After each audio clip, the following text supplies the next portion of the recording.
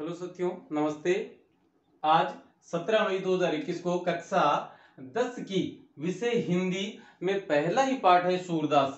सूरदास के 4 पद हमारे पाठ्यक्रम में शामिल किए गए हैं। उन चारों पदों में से पहला पद आपके समक्ष यहाँ लिखा हुआ है और उसी पद पर हम चर्चा करने के लिए आपके समक्ष उपस्थित हैं। क्योंकि हमारे प्रश्न पत्र में, मॉडल पेपर में, आदर्श प्रश्न पत्र में किसी लेखक अथवा कवि का परिचय भी पूछा जाना है तो के अनुसार किसी लेखक अथवा किसी एक कवि का परिचय भी पूछा जाना है तो सूरदास का जो कवि और जीवन परिचय वो हमने इससे पहले वाले वीडियो में लिखा था, बताया था। उस वीडियो का लिंक आपको कमेंट बॉक्स में और इसके डिस्क्रिप्शन में मिल जाएगा।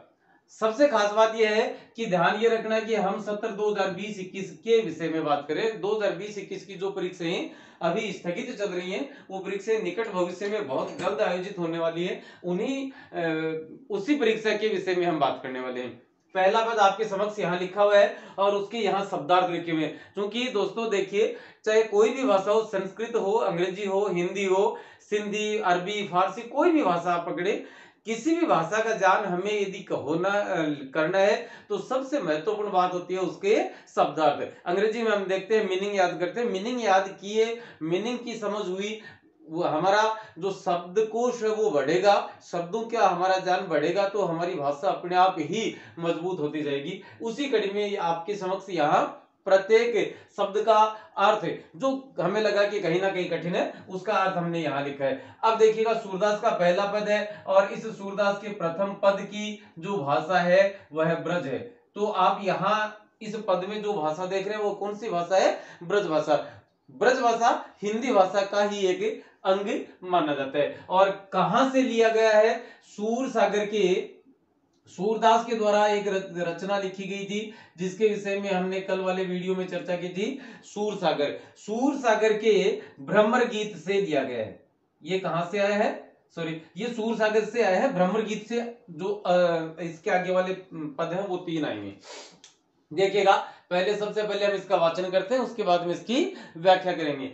कि कहते हैं, सूरदास ने लिखा है कि बूझत श्याम कौन तू गोरी, कहाँ रहती का की है बेटी, देखी नहीं कबहू ब्रज कोरी, काहे को हम ब्रज तन आवती, खेलत रहती अपनी पूरी, सुनत रहती श्रवण निनंद ढोटा, करत फिरत माखन दधि चोरी, तुम हरो का चोरी हम ले हैं, खेलन चलो संग मिल जोरी, सूरदास प्रभु रसिक शिरोमणि, बात निभुरई राधिका भोरी।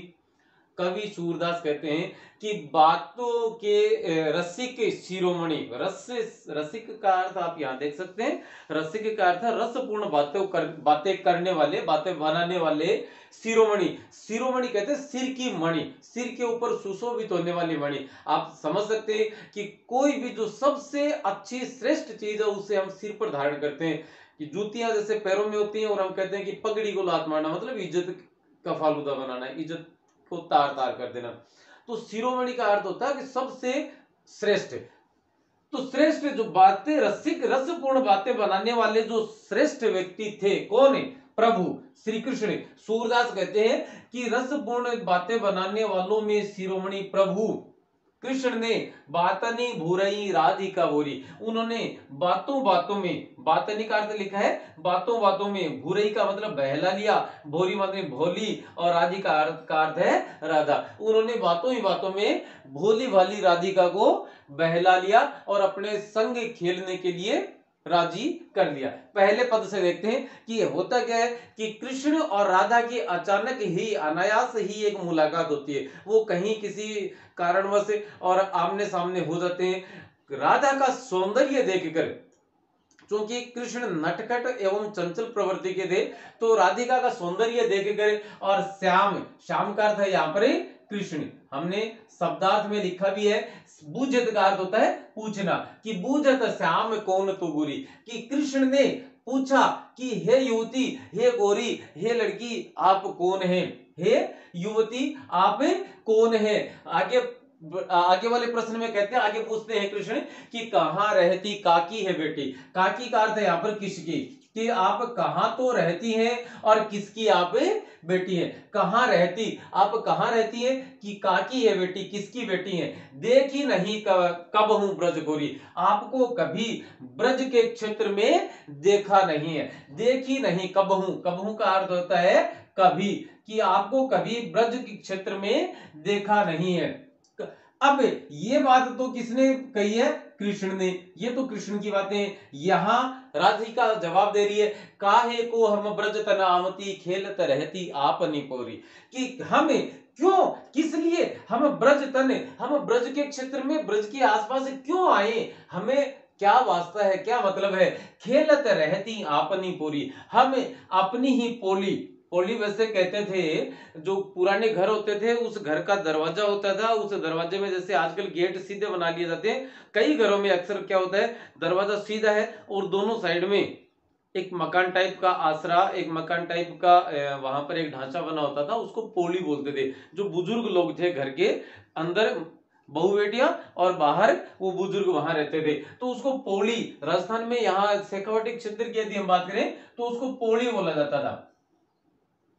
अब ये पोली मतलब बोरी, मतलब ये कह सकते हैं कि हम अपने घर के आंगन में खेलती रहती हैं। काहे को हम ब्रज तनावती, कि हम ब्रज तन में, ब्रज के आसपास के क्षेत्र में क्यों आए, खेलत रहती अपनी बोरी, सुनत रहती श्रवण निरंद ढोटा, कि हम कई बार अपने कानों से, श्रवण का अर्थ होता है श्रवणानी, कानों से, हम अपने कानों से कई बार एक बात सुनते हैं कि नंद का एक ढोटा, मतलब नंद ढोटा का अर्थ लिखा हमने नंद का पुत्र, कि हमने सुना है कि नंद का एक बेटा है और वह बेटा क्या करता रहता है, करत फिरत माखन दधी चोरी, वह मक्खन और दही की चोरी करता फिरता रहता है। हमने सुना है कि उस ब्रज क्षेत्र में एक लड़का, नंद जी का एक लड़का है जो कि मक्खन और दही की चोरी करता फिरता है। ये बात किसने कही, ये राधा ने कही। ये अब इसके जवाब में कृष्ण कहते हैं, तुम हरो कहा चोरी हमले हैं, कि तुम हरो, कि तुम्हारा, कहा का अर्थ है क्या, कि तुम्हारा क्या चोरी हम कर लेंगे, कि तुम्हारी क्या चोरी हम कर लेंगे। खेलन चलो संग मेरी जोरी, कि आप तो हमारे साथ जोड़ी बनाकर खेलने के लिए चलिए।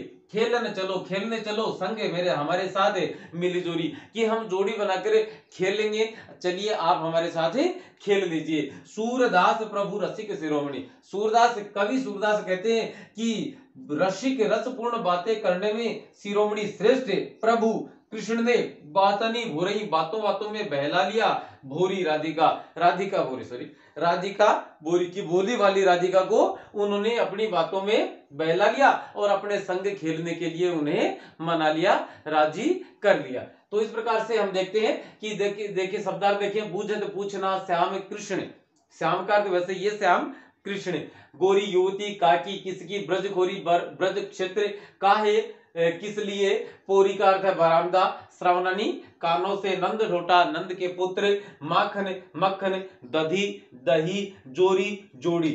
ये कह रहे हैं ना कि खेलन चलो संग मिली जोड़ी, कि आप हमारे साथ खेलने चलिए, एक जोड़ी बनाकर हम खेलते हैं। रसिक मतलब होता है रसपूर्ण बातें करने वाला, और शिरोमणि, शिरोमणि के शिरोमणि यहां पर दूसरे हिसाब से लिखा है, शय तालव्य दंत से है और इसमें वास्तव में तालव्य से होता है।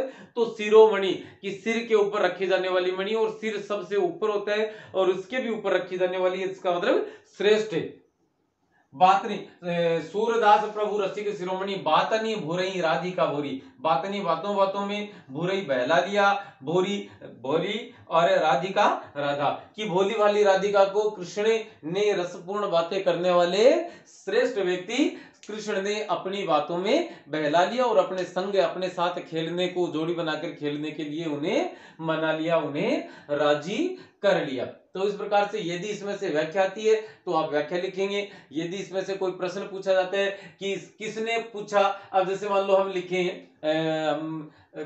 उसके व्याख्या के रूप में हम लिखेंगे, प्रसंग लिखेंगे। सबसे पहले हम क्या लिखेंगे, प्रसंग लिखेंगे, जैसे व्याख्या के साथ में। तो व्याख्या के प्रसंग में हम लिखेंगे कि प्रस्तुत पद्यांश, ये क्या है, ये पद्य का अंश है, प्रस्तुत पद्यांश लिख देना, या ये काव्य का अंश है, इसलिए आप काव्यांश भी लिख सकते हैं। कि प्रस्तुत पद्यांश या काव्यांश पाठ्य पुस्तक से पाठ्य पुस्तक क्षितिज से लिया गया है। इस पद के रचनाकार सूरदास है, या यह पद सूरदास के द्वारा रचित सूरसागर से लिया गया है। इस पद में कृष्ण राधिका से कुछ सवालात करते हैं या कुछ बातें पूछते हैं, या राधिका और कृष्ण के बीच होने वाली प्रथम मुलाकात के बाद जो होने वाली बात है उस बात का उल्लेख यहाँ पर सूरदास ने किया है। अब इसके बाद आप लिख सकते हैं कि बूझत श्याम कौन तो गोरी, कि कृष्ण ने उस राधिका से पूछा कि हे गोरी आप कौन हो, कहाँ रहती हो, किसकी बेटी हो, तुम्हें पहले कभी इस ब्रज क्षेत्र में नहीं देखा। तो राधिका कहती है काहे को हम ब्रज तनावती, कि हम ब्रज के क्षेत्र में क्यों आए, खेलत रहती आपने गोरी, कि हम तो अपने बरामदे में, अपने घर में, अपने आंगन में खेलती रहती हैं। सुनत रहती श्रावणी नंद रोटा, कि हमने अपने कानों से एक बात सुनी है कि ब्रज क्षेत्र में नंद का एक पुत्र है, नंद का एक बेटा है, जो करत फिरत माखन दधी चोरी, जो माखन और दही की चोरी करता फिरता है। तो कृष्ण कहते हैं तुम हरो कहाँ चोरी हम ले हैं, कि हम तुम्हारा क्या चुरा लेंगे, खेलन चलो संग मेरी जोरी, कि आप हमारे साथ जोड़ी बनाकर खेलने चलिए। सूरदास प्रभु रसिक शिरोमणि, सूरदास कहते हैं कि रसपूर्ण बातें करने वाले, बातें बनाने वालों में शिरोमणि या श्रेष्ठ प्रभु कृष्ण ने अपनी बातों में और भोली भाली राधिका को बहला लिया और अपने संग खेलने के लिए राजी कर दिया।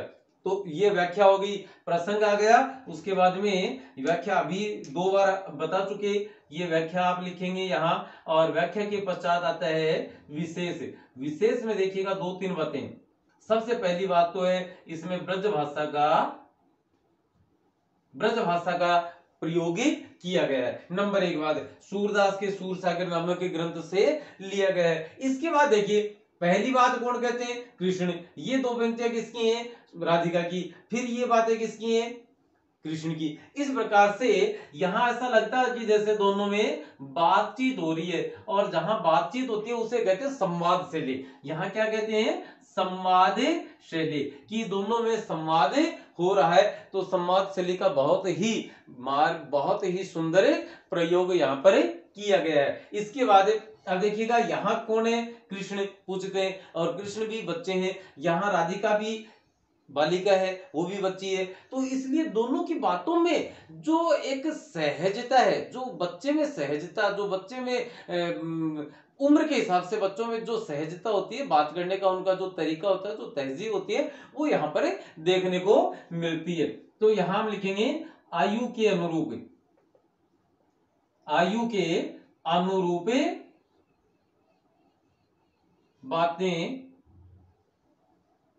देखने को मिलती हैं। यहां दोनों ही राधिका और कृष्ण दोनों ही बच्चे हैं, और दोनों ही बाल सुलभ क्रियाएं यहाँ पर, बाल सुलभ बातें यहाँ पर कर रहे हैं। चलिए ये एक अपना पहला पद हुआ। दूसरा पद अभी हम देखते हैं। हाँ दोस्तों, दूसरा पद सूरदास के द्वारा रचित ये जो पाठ है, इस पाठ का दूसरा पद हम देखते हैं। दूसरा पद जो है वो सूरदास के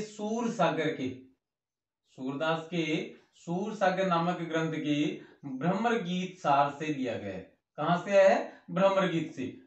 यहां होता क्या है कि सूरदास कृष्ण मथुरा चले जाते हैं, और वहां से जब उनको समाचार मिलता है कि गोपियां उनके प्रेम में पागल हैं और उनके विरह में वो जल रही हैं वहां पर, तब उद्धव उन्हें कहते हैं कि आप गोपिकाओं को और योग का संदेश क्यों नहीं देते, निर्गुण ब्रह्म का संदेश क्यों नहीं देते, उनकी पूजा के लिए क्यों नहीं कहते।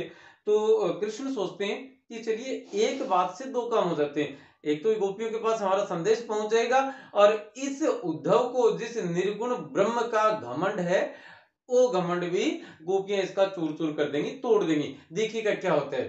तो वहां क्या होता है, उद्धव नाम का एक दूत कहते हैं संदेश वाहक को। दूत किसे कहते हैं, कि समाचार लाने और ले जाने वाले को, उसे दूत कहा जाता है। आजकल का डाकिया मान सकते हैं, वो डाकिया आजकल हो सकता है 10वीं क्लास के बच्चे उनसे ज्यादा परिचित नहीं होंगे। लेकिन आप डाकिया मान सकते हैं कि राजा का के समाचार और यहाँ से वहां और वहां से यहाँ लाने और ले जाने का काम करने वाले व्यक्ति को ही संदेशवाहक दूत या गुप्तचरे कहा जाता था। अब देखिएगा वो जो गोपियां हैं वो भ्रमर उसको उद्धव को कुछ बातें बताती हैं, खरी खोटी सुनाती है कि तुम यहाँ क्यों आए, किस लिए आए, कृष्ण ने क्या किया हमारे साथ, वो सारी बातें बताती हैं। तब और एक भ्रमर वहां आ जाता है, तो उस भ्रमर का सहारा लेकर और गोपियां अपनी बातें उद्धव से कहती हैं, अपनी सारी शिकायतें सारी उलाहने उससे कहती हैं, तो वो भ्रमर गीत कहलाता है। अब देखिएगा गोपिकाएं यहाँ इस पद में सूरदास क्या कहते हैं कि मधुकर श्याम हमारे चोर, मन हर लियो तनक चितवन में, चंचल नैन की कोर, पकड़े हो तेरी देउर अंतर, प्रेम प्रीति के जोर, गई छड़ाई तोरी सब बंधन, दे गए हंसनिया को, चौकी परी जागत निस बीती, दूत मिलो एक भोर, सूरदास प्रभु सर्वस लूटो, नागर नवल किशोर। कहते हैं कि जो नागर का अर्थ होता है चतुर। देखिएगा यहाँ लिखा है चतुर, कि चतुर कृष्ण ने हमारा सर्वस्व, सर्वस्व का अर्थ क्या लिखा है, सर्वस्व, सर्व धन स्व, कि स्व मानी हमारा और स्वर्व का अर्थ होता है सब कुछ, कि हमारा सब कुछ उन्होंने लूट लिया है। देखिए सबसे पहले शब्दार्थ देखते हैं। मधुकर का अर्थ होता है भ्रमर, हरिलियो, हरना का अर्थ होता है चुराना, अपहरण करना, चुरा लिया। तनिक या थोड़ी सी, चितवनी का अर्थ होता है दृष्टि या नजर, चप्पल का अर्थ होता है चंचल, नयन का अर्थ नयन या आंख, नयन नेत्र लोचन चक्षु इत्यादि। कोर का अर्थ होता है किनारा, पकड़े हुए मतलब पकड़ रखे थे या पकड़े हुए थे। हृदय का अर्थ होता है उर का अर्थ होता है हृदय, अंतर का अर्थ होता है अंदर, जोर का अर्थ होता है बल से, कि हमने अपने उस बल से उन्हें पकड़ रखा था। तोरी तोड़ना, बंधन, यहाँ बंधन वैसे तो जैसे कहते हैं पास को कहते हैं, लेकिन यहाँ पर बंधन का अर्थ है जो हमारे संबंध थे उस संबंध उन्होंने तोड़ दिए। हंसनी, हंसकर, अंकुर, रिश्वत देकर, चौंकी, चौंक पड़ी, चौंकना, निशी, रात्रि या निशा, दूत, संदेश लाने ले जाने वाला या संदेश का वाहक, वाहन करने वाला, भोर, भ्रमर, भंवरा, और सर्वस्व, नागर, चतुर, नवल किशोरी कृष्ण के लिए प्रयुक्त हुआ है।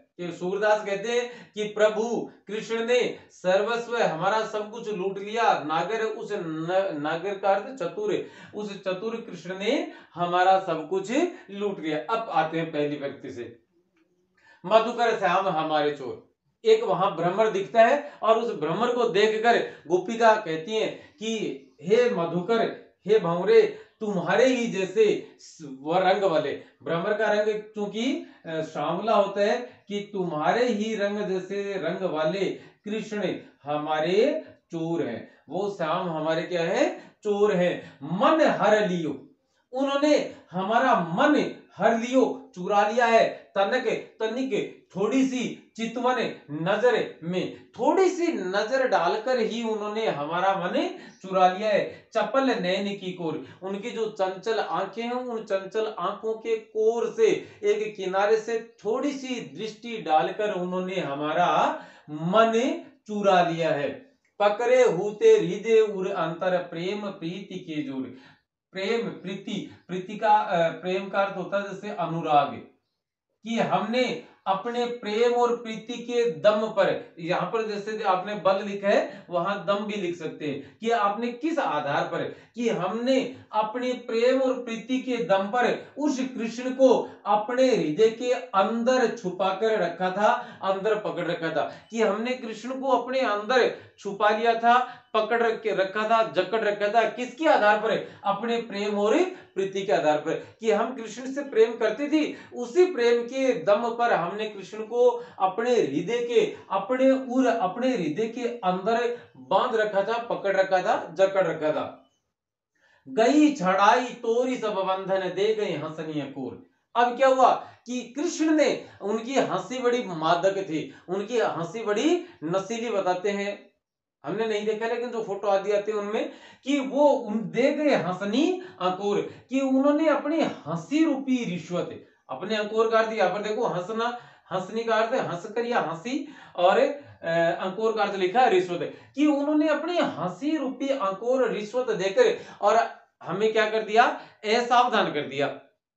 पहले हम सावधानी से उसे पकड़ रखी थी, पकड़ रखा था कृष्ण को, लेकिन जब वो हमारे साथ हंसते खेलते रहे तो हम थोड़ी सी असावधान हो गई, हम लापरवाह हो गई कि कृष्ण अब कहाँ जाने वाले हैं। और कृष्ण कहाँ जाने वाले हैं जब हम असावधान हो गई या हमने लापरवाही की, तब गई छड़ाई तोरी सब बंधन, उन्होंने हमसे समस्त प्रकार के बंधन या हमारे जो बंधन थे वो सारे बंधन या हमारे सारे संबंध, बंधन का अर्थ यहाँ पर देखो हमने संबंध लिखा है, कि उसने, कृष्ण ने हंसी रूपी रिश्वत से हमें लापरवाह बना दिया कि इनको कोई फिक्र नहीं है, बेफिक्र हो गई हम, और तब वो अपने सारे संबंध तोड़कर हमारे यहाँ से चले गए।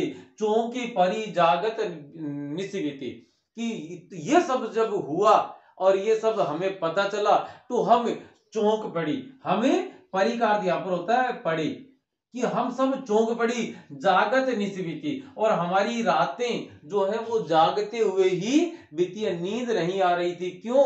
कृष्ण के विरह में।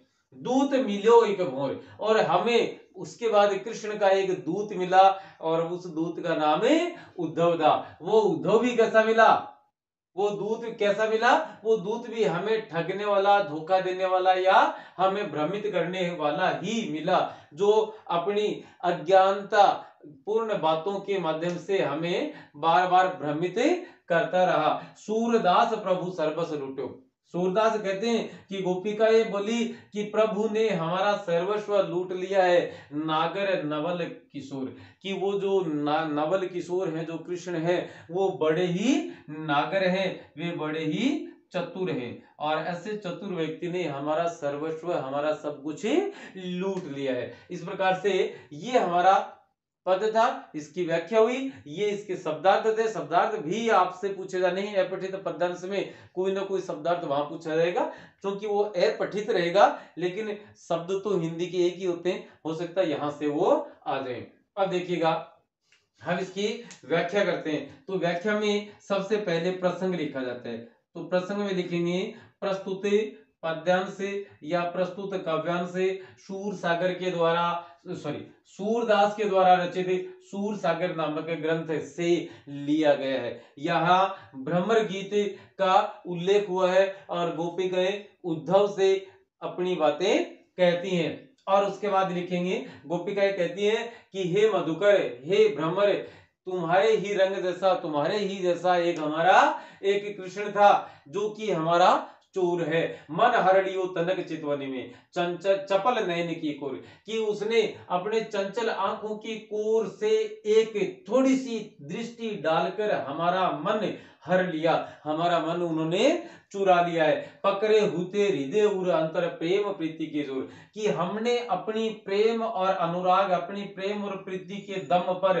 के बल पर उस कृष्ण को अपने हृदय के अंदर छुपा कर रखा हुआ था। लेकिन गई छड़ाई तोरी सब बंधन, दे गए हंसनी अंकुर, कि उसने अपनी हंसी रूपी अंकुर, अपनी हंसनी अंकुर, हंसी रूपी, यहाँ पर रूपी शब्द का इस्तेमाल हो रहा है, इसलिए रूपक अलंकार, हंसनी अंकुर, अपनी हंसी रूपी रिश्वत देकर उसने हमें लापरवाह, बेफिक्र या निश्चिंत कर दिया, कोई चिंता नहीं है। इस प्रकार की भावनाएं गोपियों के दिल में जगी कि कृष्ण तो अब हमारे ही हैं, कहां जाने वाले हैं, कि उन्होंने हमें निश्चिंत कर दिया, बेफिक्र कर दिया, लापरवाह कर दिया, असावधान कर दिया। और ऐसी स्थिति में कृष्ण गई छड़ाई तोरी सब बंधन, कि उसने समस्त प्रकार के संबंध या समस्त प्रकार के बंधन तोड़कर और वो हमें छोड़कर चले गई। चौंकी परी, कि जब हमने ये जाना तो हम चौंक पड़ी। जागत निसी बीती, कि हमारी जो रातें हैं वो जागते हुए ही बीती हैं। दूत मिलो एक भोर, और ऐसा ही भ्रमर के ऐसा ही एक उनका दूत भी हमें मिला, जो कि अपनी अज्ञानता पूर्ण बातों से हमें भ्रमित करने का प्रयास कर रहा है। सूरदास प्रभु सर्वस लूट्यो, सूरदास कहते हैं कि उस प्रभु ने हमारा सब कुछ लूट लिया है। नागर नवल किशोर, कि वो नवल किशोर जो है, वो जो कृष्ण है, वो बड़े ही नागर हैं, वो बड़े ही चतुर हैं। तो ये हमारी ये व्याख्या हो जाएगी। और उसके बाद में हम लिखेंगे विशेष। उस विशेष में आप क्या लिखेंगे? विशेष में सबसे पहली बात, ब्रज भाषा की अनुपम छटा है। नंबर 1, भ्रमर गीत में भ्रमर गीत का वर्णन हुआ है। और नंबर 3 पर बात करें,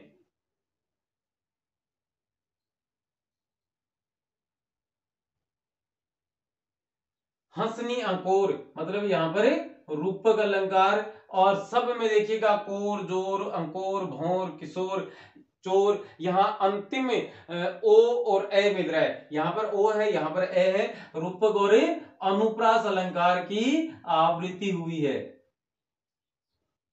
रूपक और अलंकार, अनुप्रास अलंकार का प्रयोग यहां पर देखने को मिलता है। इस प्रकार से हम कह सकते हैं कि अब जैसे नागर नावल में अनुप्रास अलंकार है, तो इस प्रकार से हम कह सकते हैं कि हमने अपनी इस दूसरे पद की जो व्याख्या है वो व्याख्या भी पूरी कर दी। अब हम देखेंगे तीसरा पद इसका।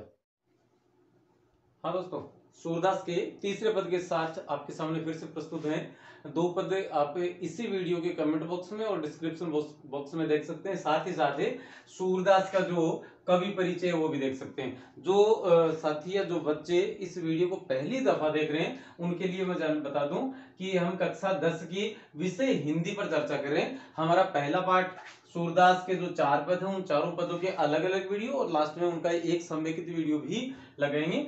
दोस्तों, सबसे महत्वपूर्ण बात यह है कि 2020-21 के सत्र की जो परीक्षाएं अभी तक स्थगित चल रही हैं, उस परीक्षा के परिप्रेक्ष्य में हम यहाँ पर वार्ता कर रहे हैं। तो सबसे खास बात क्या है, 2020-21 के सेशन में 2020-21 के सत्र में जो पाठ्यक्रम लागू है उस पाठ्यक्रम की बात करें, क्योंकि अगले सत्र में वही क्षितिज नामक पुस्तक है, सूरदास नामक पहला पाठ है, लेकिन पाठ के जो पद हैं वो ये नहीं है, पद परिवर्तित किए गए, दूसरे दिए गए। तो सूरदास की इस प्रथम द्वितीय पद के बाद हम तीसरे पद की बात कर रहे हैं, और ये पद सूरदास के सूर सागर नामक ग्रंथ से लिया गया है, भ्रमर गीत सार से, सूर सागर के भ्रमर गीत से लिया गया है। अब यहाँ पर गोपियां उद्धव से कुछ कहती हैं, और क्या कहती हैं देखिए कि संदेशन मधुबन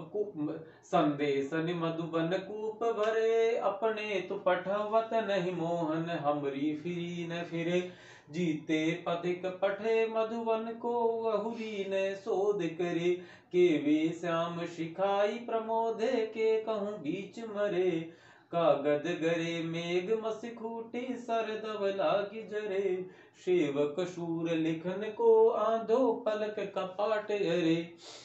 गोपियां कहती हैं कि हमने अनगिनत संदेश, अगण्य संदेश कृष्ण को मधुवन अर्थात मथुरा में भिजवाए, लेकिन वहां से एक भी संदेश हमारे पास लौट कर नहीं आया। इसका मतलब क्या है कि सूरदास कहते हैं कि या तो लिखने वाले उनके कृष्ण की तरफ से लेखन करने वाले जो उनके सेवक हैं वो अंधे हो गए हैं, या और उसके जो पलक रूपी कपाट हैं वो अड़े हुए हैं, भीड़े पड़े हैं, अर्थात उनके कपाट बंद है। कपाट तत्सम शब्द है, संस्कृत भाषा का है। हिंदी में इसके लिए हमने किवाड़ शब्द का इस्तेमाल आम बोलचाल की भाषा में अपने घरेलू जीवन में रोजमर्रा की जिंदगी में करते हैं। सबसे पहले हम देखेंगे इसके शब्दार्थ।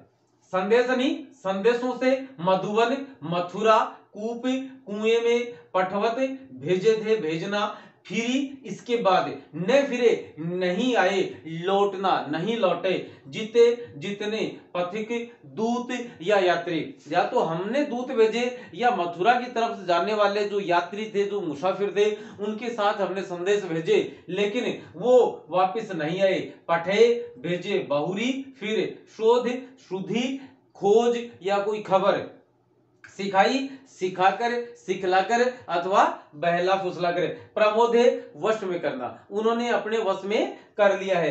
कागज का अर्थ कागज, गरे का अर्थ है गलना, जैसे कागज बरसात में या पानी में भीग कर जिस प्रकार से नष्ट हो जाते हैं उसी प्रकार से। ये लिखने का क्रम मेरा इस प्रकार से रहा, सबसे पहले ये लिखिए, उसके बाद ये, और ये अंतिम है। मेघ बादल को कहते हैं, लेकिन बादल वर्षा देते हैं, तो वर्षा के रूप में भी यहाँ पर हमने प्रयुक्त, यहाँ कवि के द्वारा वर्षा के रूप में इसे प्रयुक्त किया गया है। मसी कहते हैं स्याही को, कबीर के लिए वह है कि मसी कागज छुइयो नहीं, कलम कही नहीं हाथ, कि ना तो मसी स्याही कभी छुई है, ना कभी कागज। खूटी का अर्थ होता है खत्म होना। सर कहते हैं सरकंडे को, सर किसे कहते हैं? सरकंडे को। आजकल के पेन कुछ अलग हैं, उससे पहले जब हम दूसरी तीसरी चौथी कक्षा में हुआ करते थे उस समय, और जो मुझे नहीं पता कि अलग अलग क्षेत्रों में उसे क्या कहते हैं, लेकिन मैं राजस्थान के एक शेखावाटी क्षेत्र से संबंध रखता हूं, तो यहाँ पर कुंचो कहते थे, और उसकी छप्पर या छान बनाने के काम में आता है, तो उसके और उस प्रकार से उसको इस प्रकार आगे से कलम बनाकर और उससे लेखन का कार्य करते थे। आप देखेंगे बुजुर्ग आदमी, जो पुराने आदमी, उनकी जो हैंड राइटिंग है, उनकी जो हस्तलेखन की कला है, उनकी हस्तलिपि बहुत ही सुंदर है। उसके पीछे वजह वही थी कि जो कलम बनाने वाले सरकंडे हैं, सर का अर्थ है सरकंडे, वैसे सर का अर्थ सरोवर या तालाब से होता है।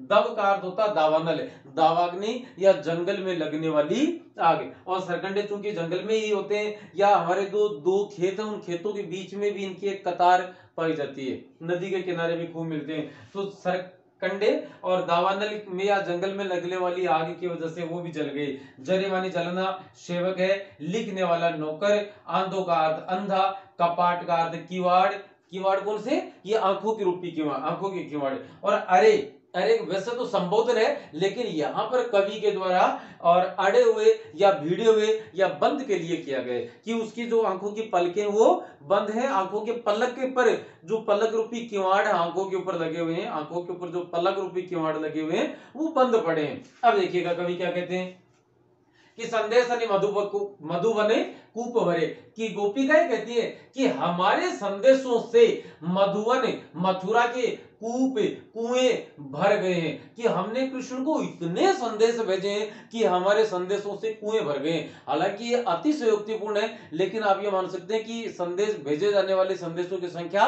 बहुत ज्यादा थी। अपने तो पठवत नहीं, अपने तो पठवत नहीं मोहन, कि मोहन, मोहन किसके लिए आया है? कृष्ण के लिए, कि कृष्ण ने अपनी तरफ से तो भेजे नहीं, पठवत का अर्थ भेजना, कि कृष्ण ने अपनी तरफ से तो कोई दूत, कोई मुसाफिर या कोई भी संदेशवाहक भेजा नहीं, हमरे फिरी न फिरे। और उसके बाद कृष्ण ने अपने तो भेजे नहीं और हमारे उसके बाद वापस लौट कर नहीं आए। फ्री का अर्थ हमने क्या लिखा है इसके बाद, कि हमने तो भेजे वो एक बार ही गए, दोबारा न फिरे, वो वापस लौट कर नहीं आए। जिते पथिक पठवे मधुबन को, कि जितने यात्री, जितने संदेशवाहक पठे भेजे मधुबन को, मथुरा को, बहुरी न शोध करे, फिर उन्होंने हमारी कोई सुधि नहीं ली, हमारी कोई खोज खबर नहीं ली। शोध करे मतलब कोई सुध नहीं करी उन्होंने।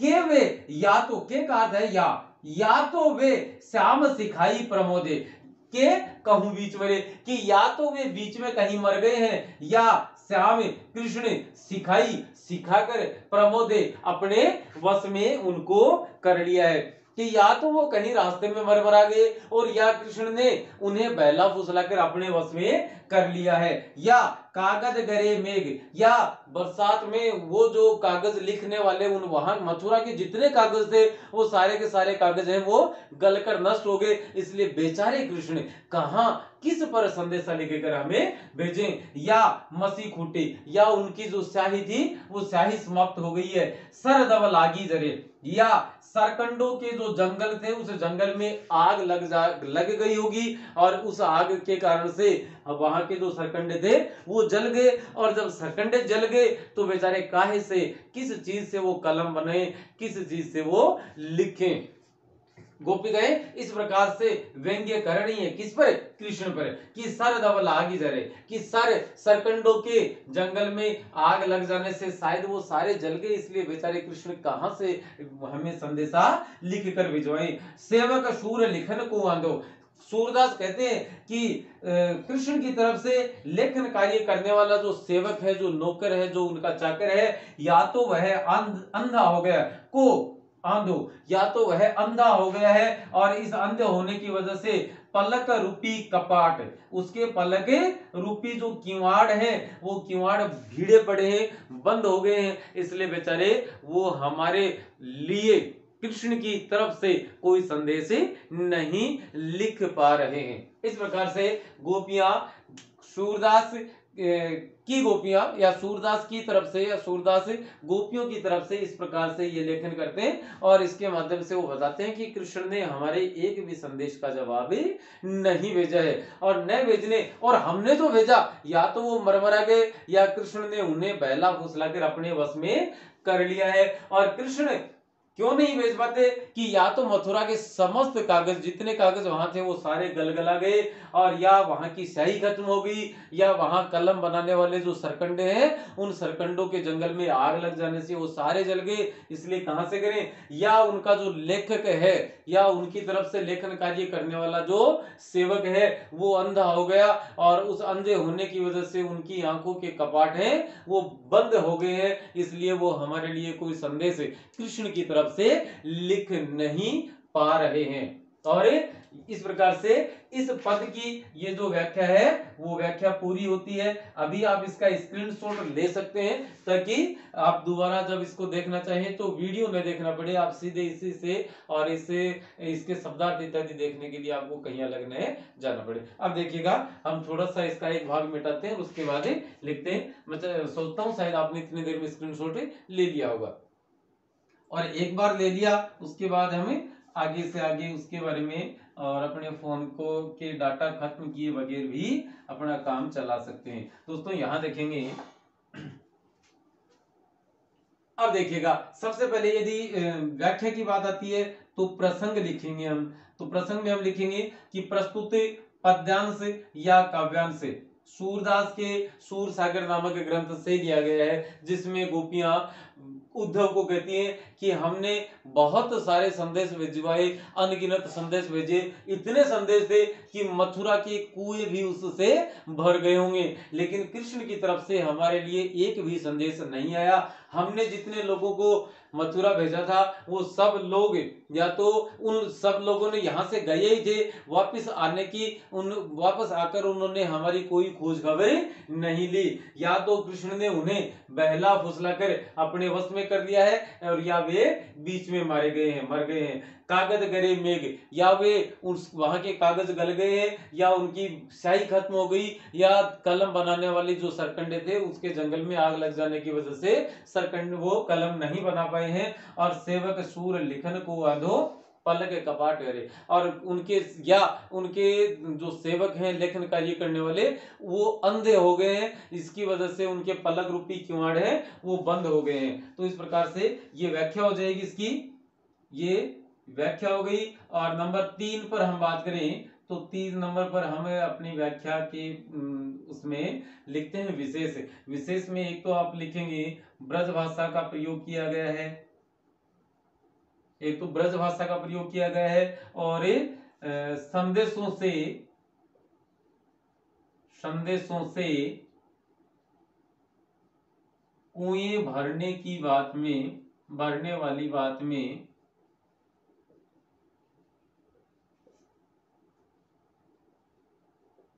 अतिशयोक्तिपूर्ण अलंकार, अतिशयोक्ति अलंकार है। अतिशयोक्ति कहते हैं बहुत ज्यादा बढ़ा चढ़ाकर कहना, किसी बात को बहुत ज्यादा बढ़ा चढ़ाकर कहना ही क्या कहलाता है, अतिशयोक्तिपूर्ण वर्णन कहलाता है। अब आप समझ सकते हैं कि इतने संदेश किसी भी हाल में नहीं भेजे जा सकते कि इससे कुएं भर जाएं। इसके बाद में नंबर 3 पर बात है गोपियों की शैली कैसी है, व्यंग्यपूर्ण है। उन्होंने व्यंग्यात्मक लहजे में, व्यंग्यात्मक टोन में अपनी बातें कही है कि या बेचारे क्या करें, या तो उनके कागज गल गए, या उनकी स्याही खत्म हो गई, या उनके सरकंडों में आग लग जाने की वजह से कलम नहीं बना पा रहे बेचारे, इसलिए कृष्ण कहां से संदेश भेजेंगे। इस प्रकार से उन्होंने, गोपियों ने कृष्ण पर और अपने व्यंग्यपूर्ण बातें कही है। तो दोस्तों ये इसका तीसरा पार्ट पूरा हुआ। आप चैनल पर नए हैं तो इसके पुराने वाले वीडियो और देख सकते हैं। धन्यवाद। अभी हाँ साथियों, सूरदास के कक्षा 10 की हिंदी की पाठ्य पुस्तक क्षितिज के का पहला पाठ सूरदास, जिसके 4 पद हैं, 3 पदों के बारे में हम चर्चा पहले से कर चुके हैं। उसके वीडियो आपको इसी चैनल के और इस वीडियो के कमेंट बॉक्स में और इसके डिस्क्रिप्शन बॉक्स में मिल जाएगी। अब दोस्तों देखते हैं इसका चौथा और अंतिम पद, क्योंकि हम बात कर रहे हैं सत्र 2020-21 की, जो कोरोना की वजह से जो परीक्षाएं स्थगित चल रही हैं उन परीक्षाओं की। तो उस परीक्षा के परिप्रेक्ष्य में आप इसे देखें। अगले सत्र में वैसे देखा जाए तो सत्र शुरू होने वाला है अभी 21-22 का भी, लेकिन ये 21-22 के सत्र के लिए ना होकर 20-21 के सत्र के लिए हम तैयारी कर रहे हैं। आज 17 मई 2021 की बात है। ये जो चौथा पद है, ये चौथा पद भी सूरदास के एक सबसे प्रसिद्ध ग्रंथ है। सूरदास के द्वारा कुल मिलाकर 3 ही ग्रंथ लिखे गए थे, सूरसागर, सूरसरावली और साहित्य लहरी। तो ये सूरसागर जो इनकी कीर्ति का अक्षय पात्र है, मतलब इसी एक हम कहें कि ग्रंथ की वजह से सूरदास उतने ही प्रसिद्ध होते जितने 3 ग्रंथ लिख कर हुए। तो इसकी सूरदास की जो प्रसिद्धि है वो सूरसागर से है। और सूरसागर का भी एक प्रसंग है भ्रमर गीत। भ्रमर गीत में क्या होता है पहले बता चुके हैं वैसे, लेकिन पहली दफा देखने वाले साथियों के लिए कि कृष्ण वृंदावन से मथुरा चले जाते हैं, वहां से और अपने मित्र उद्धव को गोपियों के लिए संदेश देकर भेजते हैं। उद्धव चूंकि निर्गुण ब्रह्म के, मतलब किसी प्रकार की मूर्ति पूजा में विश्वास नहीं रखने वाले निर्गुण ब्रह्म के उपासक थे, वो योग साधक थे। तो कृष्ण उनको भेजते हैं कि आप जाकर गोपियों को योग साधना और निर्गुण ब्रह्म का संदेश दीजिए, उनका आशीर्वाद उन्हें दीजिए। तो उद्धव आते हैं, और जब वृंदावन में आते हैं और गोपियों से मुलाकात होती है तो गोपियां उन्हें कहती है, तो कृष्ण के विषय में उद्धव उन्हें कुछ बातें बताते हैं और गोपियां उन्हें अब अपनी बात कहती हैं। जब गोपियां उस जंगल में या उस चरागाह में बात कर रही होती हैं, उसी दरमियान क्या होता है, एक भ्रमर आ जाता है। क्योंकि कृष्ण का रंग भी सांवला था, श्याम वर्णीय थे, उद्धव भी श्याम वर्ण के थे, सांवले थे, और भ्रमर भी काले रंग का है। तो भ्रमर से तुलना करती हुई गोपियां और कृष्ण के संबंध में उद्धव से कुछ बातें कहती हैं। सीधे उद्धव को संबोधित न करते हुए वो बातें किसे करती हैं, भ्रमर को। क्योंकि न भ्रमर सुन सकता है ना उसका जवाब दे सकता है, लेकिन गोपियों को कहना किसे था, उद्धव का। सहारा किसका लिया, भ्रमर का। तो वो जो प्रसंग है उसे ही भ्रमर गीत के नाम से जाना जाता है। भ्रमर गीत में श्रृंगार के वियोग रस की प्रधानता सबसे ज्यादा देखने को मिलती है, और उसी परिप्रेक्ष्य में ये जो चौथा पद है वो लिखा है। सूरदास के अनुसार उद्धव क्या करते हैं, गोपियों को कहते हैं कि हे गोपिकाओं, आप निर्गुण ब्रह्म की उपासना करो, आप योग साधना किया कीजिए। कृष्ण तो ऐसे हैं, कृष्ण वैसे हैं, कुछ शिकायतें हैं, वो उनका ध्यान, गोपियों का ध्यान कृष्ण से हटाने के लिए कुछ बातें कहते हैं।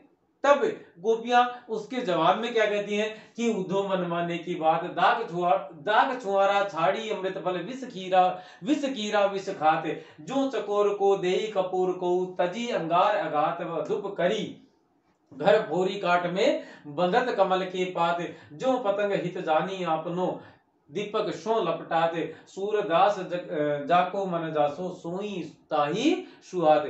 कि सूरदास कहते हैं कि हे उद्धव, जिसका मन जिसमें लग जाए, जो जाको मन जासो, जिसका जैसा मन है, सोई ताही सुहाते, वही उसे अच्छा लगता है, वही उसको उसके मन को बात है। तो सबसे पहले हम शब्दार्थ देखेंगे।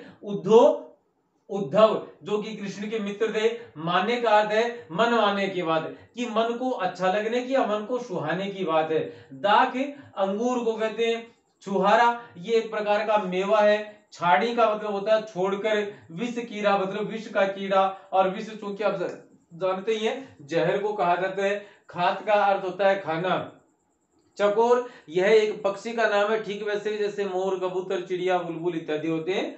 चकोर एक पक्षी। तजी का अर्थ है त्याग कर, छोड़कर। अंगार आग के अंगारे, लाल लाल खीरे। अघात खाना, उसको खाता है। मधुप भ्रमर, फोरी फोड़कर। काठ काष्ठ या लकड़ी। बंधते बंध जाना। पात पत्ते, पतंग पतंगा, कीट। जो हम लाइट जब जलाते हैं तो लाइट के पास जो छोटे मोटे कीट पतंगे आते हैं उसे ही पतंग के नाम से जाना जाता है। क्योंकि वर्तमान समय में इलेक्ट्रिसिटी की जो लाइट्स हैं, या हम कहें कि विद्युत धारा से प्रज्वलित होने वाली जो बल्ब इत्यादि हैं, वो उनका इस्तेमाल हम कर रहे हैं। इससे पहले की यदि हम बात करें लालटेन, चिमनी या मोमबत्ती या दीपक, तो उसके पास भी वो पतंगे आया करते थे। लाइट में जलने की संभावना है बहुत नष्ट खत्म हो जाती है, लेकिन दीपक, मोमबत्ती, लालटेन, चिमनी इत्यादि में, लैंप इत्यादि में, और वो पतंगे जल जाया करते थे। बावजूद इसके उसी दीपक की लो के पास उन्हें जाना होता था। क्यों? क्योंकि पतंगे को प्यार किससे है? उसे बात करें तो दीपक की लो से है। लपटात मतलब लिपट जाता है। जाको मानी जिसका, सोई मानी वही, ताही मानी उसे, और सुहात का अर्थ है सुहाना या अच्छा लगना। सूरदास कहते हैं कि जाको मन जासो, कि जिसका जैसा मन है, सोई ताही स्वाद है, उसे वही अच्छा लगता है, वही उसे अच्छा लगता है। जिसका मन जिसमें रम गया वही उसे अच्छा लगता है। गोपिया क्या कहते हैं देखो, कि हे उद्धव, ये मन के मानने की बात है। तुम्हारे द्वारा कृष्ण को भला बुरा भले ही कुछ भी बताया जाए, लेकिन हमें सिर्फ कृष्ण से प्यार है, हमारा मन कृष्ण में रम गया है, तो हमें कृष्ण से ही प्रेम है। मन मानने की बात है कि मन को अच्छा लगने की बात है। दाख छुहारा छाड़ी अमृत फल, कि दाख अंगूर और छुहारे जैसे अमृत रूपी फल को छाड़ी छोड़कर विष कीड़ा, विष का जो कीड़ा है वह विष जहर खाता है, वह विष खाता है। जो चकोर को देई कपूर कोई, कि जिस प्रकार से चकोर नामक पक्षी को कोई कपूर भी सुगंधित पदार्थ है, कपूर भी कोई देता है, तो वह तजी, वह उसको भी तज कर क्या करता है? अंगारे अघात, वह अंगारे ही खाता है। अंगारे कैसे? अघात मतलब झुलसा देने वाले जो अंगारे हैं, वो झुलसा देने वाले अंगारे ही वह ग्रहण करता है, जबकि वह सुगंधित पदार्थ कपूर को नहीं खाता, छोड़ देता है। मधुप करी घर फोरी काट में, जिस प्रकार से एक मधुप का अर्थ हमने यहां लिखा है भ्रमर, कि जिस प्रकार से एक भ्रमर है वह काठ अर्थात लकड़ी को भेद कर या लकड़ी को फोड़ कर उसके अंदर अपना घर बना लेता है। मतलब कि वह इतना, उसकी जो शायद उसके शरीर के कुछ अंग ऐसे होंगे, या तो पैर उसके इतने कठोर, लकड़ी तक को भेद देते हैं, लकड़ी तक को फोड़ देते हैं। लेकिन वही भ्रमर बंधत कमल के पात, लेकिन वही भ्रमर कमल की नाजुक मुलायम कोमल पखुड़ियों में बंध जाता है, पूरी रात भर के लिए उसमें कैद रहता है, और सवेरे जब कमल का फूल वापस खिलता है तो वह उससे बाहर निकल जाता है। जो भ्रमर काठ को फोड़ सकते हैं, उसके लिए कमल के जो नाजुक मुलायम कोमल पत्ते हैं, उसकी जो पत्तियां हैं, वो कोई बड़ी चीज नहीं थी। लेकिन उस भ्रमर को प्रेम है किससे? कमल के फूल से, कमल के पुष्प से प्रेम होने की वजह से कमल के पुष्प को वह किसी प्रकार से कोई आघात नहीं पहुंचाता, कोई हानि, कोई क्षति नहीं पहुंचाता है। क्यों? क्योंकि कमल को क्या है, भ्रमर को क्या है? मन मानने की बात है, कि भ्रमर के मन को क्या भा गया? कमल भा गया, इसलिए वह कमल के पत्तियों में भी बंध जाता है। जो पतंग हित जानी आपनो दीपक सो लपटाते, क्या आप ये मानते हैं कि पतंग को या पतंगे को अपना हित नहीं पता, वो अपना भला नहीं पता, वो सब कुछ जानता है, बावजूद इसके भी वह दीपक की लपटों से, दीपक की लो से जाकर लिपट जाता है, क्योंकि उसे मरना ही होता है। दीपक की लो से जो दीपक की लो में जो ही वह प्रविष्ट होगा, उसके पंख जल जाएंगे, वह तड़प तड़प कर मर जाएगा, लेकिन उसे अपने प्रेमी के साथ मरना पसंद था। जो पतंग हित, हित मानी होता है भला, जानी आपनो, कि जिस प्रकार से पतंग या पतंगा वह कीड़ा अपना हित जानकर दीपक की लो से लिपट कर और अपनी जान दे देता है, उसी प्रकार से क्योंकि उसे वहां उसे दीपक की लो से उसे प्रेम होता है। सूरदास जाको मन जासो, सूरदास कहते कि हे उद्धव, जिसका मन जैसा है सोई ताही सुहाग, उसे वही सुहाता है, उसे वही अच्छा लगता है। इसलिए कृष्ण जैसे भी हैं, गोपियां कहती है कि कृष्ण जैसे भी हैं हमें कोई ऐतराज नहीं है, जैसे भी हैं हमें उसी कृष्ण से प्रेम है। शायद हो सकता है वो कुटिल हैं, वो चंचल हैं, वो चपल हैं, या वो श्याम वर्णीय है, वो सांवले रंग के हैं। क्योंकि गोरा रंग सभी की कमजोरी होती है। तो कृष्ण भले ही सांवले रंग के हैं, लेकिन हमें उस सांवले रंग से ही प्रेम है। कृष्ण भले ही कुटिल हैं, भले ही वो मक्खन कोई चोरी करने वाले हैं, लेकिन हमें ऐसा ही कृष्ण चाहिए। शायद हो सकता है कि ऐसा कृष्ण में ये गुण न होते तो शायद हम उनसे प्रेम करती ही नहीं। तो हमें उसी कृष्ण से प्रेम है। इसलिए हे उद्धव, तुम नहीं समझोगे कि ये है मन मानने की बात है, ये मन के मानने की बात है, मन को अच्छा लगने की बात है। अब देख रहे हैं दोस्तों, इसका आता है प्रसंग। तो प्रसंग में हम लिखेंगे प्रस्तुत पद्यांश कवि सूरदास के द्वारा रचित सूरसागर के भ्रमर गीत प्रसंग से लिया गया है। इस अंश में गोपिकाएं उद्धव से कहती हैं कि ये तो मन को अच्छा लगने की बात है, कृष्ण ऐसे हैं, हमें उसी से प्रेम है। और उसके बाद में हम व्याख्या में लिखेंगे कि हे गोपिका कहती हैं कि हे उद्धव, यह मन के मानने की बात है, मन को अच्छा लगने की बात है। दाग छुहारा छाड़ी अमृत फल, विष कीरा विष खाते, कि दाग और छुहारे जैसे अमृत रूपी फलों को छोड़कर भी विष किया कीड़ा है, वह विष ही खाता है, वह इन्हें नहीं खाएगा, क्योंकि उसे विष से ही प्रेम है। जो चकोर को देई कपूर कोई को तजी अंगार अघात, कि जैसे चकोर नामक पक्षी को कोई कपूर भी दे तो वह उसे त्याग कर झुलसा देने वाले अंगारे, आग के अंगारे ही खाता है। मधुप करी घर फोरी काट में, कि मधुप एक भ्रमर है, वो काठ को फोड़कर अपना घर बना लेता है। वही भ्रमर बंधत कमल के पात, वही भ्रमर कमल के पत्तों में बंध जाता है, रात रात भर के लिए उसके अंदर कैद हो जाता है। जो भ्रमर अपने पंजों से काठ को फोड़ सकता है, उसके लिए कमल के पत्ते कोई बड़ी चीज नहीं थी, मामूली सी चीज है। लेकिन चूंकि वह उसे प्रेम करता है, इसलिए उसे कोई क्षति नहीं पहुंचाता है। जो पतंग हित जानी आपनो, कि जिस प्रकार से पतंगा आग के दीपक के पास आने वाला जो पतंग है, वह अपना हित जानते हुए भी दीपक की लपटों से, दीपक की लो से जाकर लिपट जाता है। सूरदास कहते हैं कि जाको मन जासो, कि जिसका जैसा मन है सोई ताही सुहात, उससे वही सुहाता है। तो ये इस प्रकार से व्याख्या हम लिखेंगे। और उसके बाद में यदि हम बात करें विशेष की, तो विशेष के लिए मैं ऐसा करता हूं, ये तीनों मिटा देते हैं और यहाँ लिखते हैं विशेष। विशेष में दोस्तों हम क्या लिखेंगे, नंबर पहली बात आप लिखेंगे ब्रज भाषा का प्रयोग हुआ है। उसके बाद में शैली, इसकी शैली जो है वो वास्तव में भावपूर्ण है। शैली कैसी है, भावपूर्ण। गोपियां ये मान के चले कि यहाँ पर कहीं ना कहीं उनके मन में एक भावना, कृष्ण से एक भावनात्मक जुड़ाव है, वो भावुकता के साथ कह रही है। और यहाँ एक चीज आप और देखें, वो अपनी बात को साबित करने के लिए, जैसे यहाँ पर विष के कीड़े की बात करती हैं, यहाँ पर चकोर नामक पक्षी की बात करती हैं, यहाँ भ्रमर की बात कर रही हैं, यहाँ पतंगे की बात कर रही हैं। तो अपनी बात कि हमें कृष्ण से प्रेम है, अपनी इस बात को साबित करने के लिए वो एक से ज्यादा उदाहरण वो यहाँ दे रही हैं। तो इसका मतलब यहाँ पर क्या है, उदाहरण अलंकार भी प्रयुक्त हुआ है।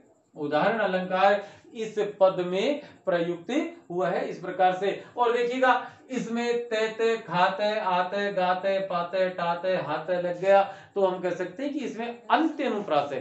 अंतिम पंक्ति के अंतिम वर्णों में जब कोई स्वर मिल, एक जैसे स्वर प्राप्त होते हैं, तो वहां अंतानुप्रास माना जाता है। तो अनुप्रास अलंकार तो आपको हर किसी दोहे में, हर किसी पद में मिल सकता है। महत्वपूर्ण यह है कि इसके अलावा कौन सा अलंकार है, तो आप ये तीन भी यदि विशेष में लिख देंगे, भाषा, ब्रज, शैली भावपूर्ण और उदाहरण अलंकार का प्रयोग यहाँ पर किया गया है। तो इस प्रकार से इस पाठ के ये चौथा और अंतिम पद इसी के साथ पूरा होता है। दोस्तों, आप अध्यापक साथियों से निवेदन है कि बच्चों के साथ शेयर करें और बच्चों से निवेदन यह है कि वो इस वीडियो को देखें भी और अपने साथियों के साथ साझा भी करें, क्योंकि आपका ये सत्र है। इस पूरे सत्र में लगभग लॉकडाउन की स्थितियां रही हैं पहले भी, और इस स्थिति की वजह से अध्ययन और अध्यापन का कार्य बहुत ज्यादा नहीं चल पाया जो कक्षा कक्ष में होना चाहिए था।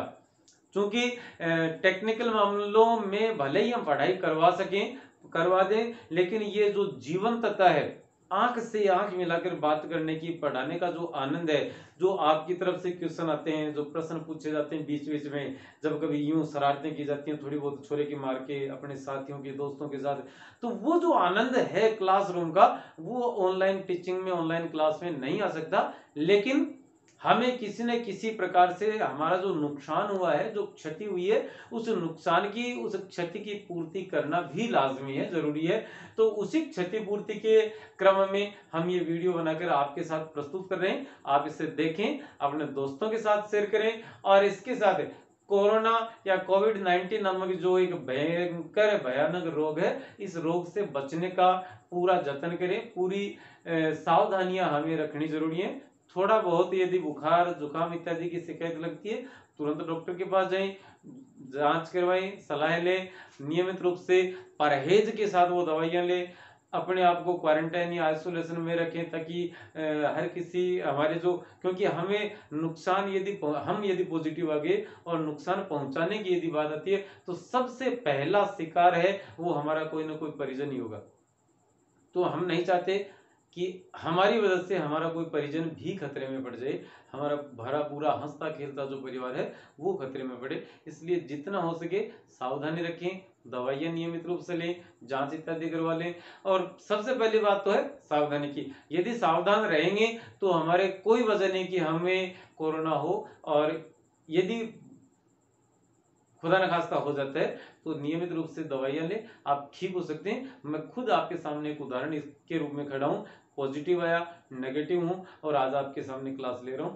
क्लास से नए महीने भर क्लास से वंचित रहा, इसके पीछे भी वजह ये थी, एक तो जो ही लॉकडाउन हुआ तो थोड़ी सी स्थितियां आलस से, और एक बार थोड़ी सी बेचैनी, और ये कहें कि जो रूटीन था वो रूटीन टूट गया। उसके बाद से 19 तारीख से ही 27 और 29 की भतीजी और भतीजों की शादी थी, तो 19 तारीख से उसमें व्यस्त हो गए। उसके बाद कोविड हो गया, और वहां से निकलकर दवाइयां चूंकि अभी भी चालू है, लेकिन वहां से निकलकर और आपके सामने पिछले 3 या 4 रोज से हम लगातार प्रयास कर रहे हैं कि बच्चों के लिए कुछ ना कुछ क्लास लेते रहें, उनको बताते रहें। और जरूरी नहीं कि आप हमें ही देखें सारे दिन, आप अपना और कोई भी काम यूट्यूब पे यदि देखते हैं तो वो भी देखते रहें, यदा कदे ये भी देखें। अब जरूरी ये है कि आपकी परीक्षाएं हर हाल में होंगी 10वीं और 12वीं की, तो उस परीक्षा की तैयारी भी आप नियमित रूप से जारी रखें। भले समय जितना दें, हम तो चाहेंगे कि आप सारा का सारा समय इसी में दें, लेकिन लोग चाहेंगे, हम नहीं चाहेंगे। आप अपनी जो आपकी जो दिनचर्या है, आपका जो व्यवहार है, उस व्यवहार के, आपकी रुचि के अनुसार आप अपना जीवन जिए, लेकिन साथ ही साथ कक्षा जो आपकी पढ़ाई इतने दिन वंचित रही है, उस पढ़ाई का भी आप ध्यान रखें। उसकी क्षतिपूर्ति आप कहीं ना कहीं इस 10, 12, 15 मिनट की वीडियो के माध्यम से कर सकते हैं। अभी दोस्तों ये 4 वीडियो के लिए अलग अलग हमने वीडियो जारी किए हैं, इन चारों को एक साथ मिलाकर इसका एक वीडियो और लगा देंगे, ताकि 1 से लेकर 4 तक के अलग अलग पदों को अलग अलग देखने की जरूरत नहीं पड़े। तो दोस्तों, अब हम तुलसीदास वाले लक्ष्मण परशुराम संवाद नामक पाठ की और तुलसीदास के परिचय की बात करें, उससे पहले अनुमति दीजिए। नमस्ते, शुक्रिया, धन्यवाद।